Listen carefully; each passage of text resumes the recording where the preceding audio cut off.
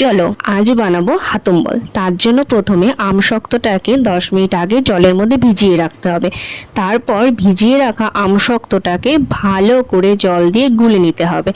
এরপর একটা নারকেল কুড়িয়ে নিয়ে তার মধ্যে জল দিয়ে সেটাকেও ভালো করে গুলে নিয়ে তার মধ্যে পরিমাণ মতো চিনি, নুন আর দিয়ে দিতে হবে গন্ধরাজ লেবুর রস।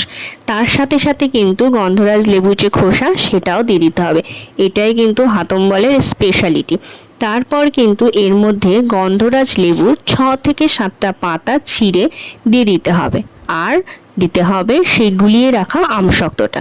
ব্যাস আমাদের হাতম্বল রেডি হয়ে গেল। এইবার আমশক্ত আর নারকেলটাকে ভালো করে গুলে নিতে হবে। গুলে নেওয়ার পরে এটাকে ফ্রিজের মধ্যে 1 থেকে 2 ঘন্টা রেখে দিতে হবে ঠান্ডা হওয়ার জন্য।